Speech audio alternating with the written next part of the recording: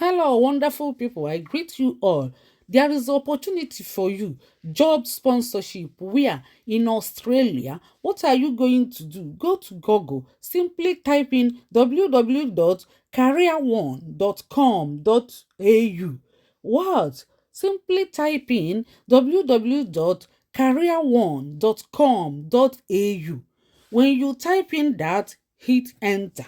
When you hit enter, scroll down a little bit, you will see career one, and underneath it you will see where they say job sponsorship, job, visa sponsorship, job. You will see underneath career one, visa sponsorship, job. Just hit visa sponsorship, job, hit it, and their main page will appear. You will see the average payment, everything you need to know. You will see their address and everything. If you can't see everything you need to know, just scroll down beneath their main page. You will hit job, but it will appear. If it doesn't appear, just scroll down until where the page ends. Where the page ends, hit the job there. When you hit the job, it will open, the same thing will open. Then what you need to do is apply for the job.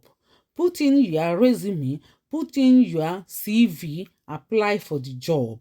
And if you are qualified, the employers will invite you and employ you.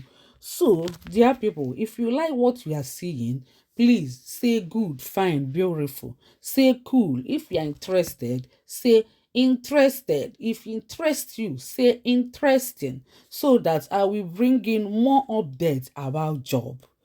Ụmụnne unu afụgonu ya, ihe unu ga-eme bụ unu kesaa anya. Dear people, please hit like, share and follow.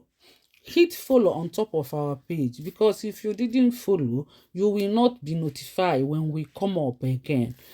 Ụmụnne unu afụgo onwe ajụjụ unu nwere, unu na-ajụ. Any question, ask me in the comment section. I will come to reply you.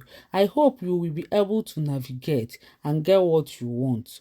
I pray that God will bless all of you. Keep working hard. One day you will smile. Ndewonu ndị be anyị, daalụnụ. Unu jisi ike n'ọrụ, ka anyị lụsi bọọlụ ike, ka o wee dịrị ndị Igbo na mma o. Ka anyị lụsi bọọlụ ike, ka o wee dịrị ndị Igbo na mma o. Anyị nwe mmeri, anyị nwe mmeri o. Anyị nwe mmeri, chi anyị emeriela o.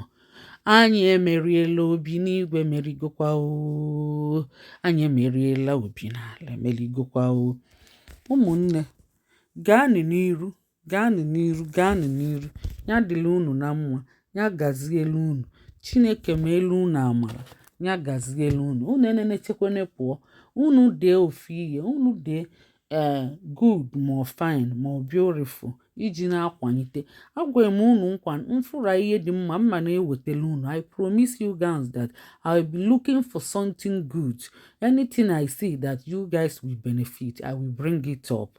So what you owe is comment, like, share, follow our page. Ndewo no, ka emesịa ka ọ dị na mgbe ọzọ.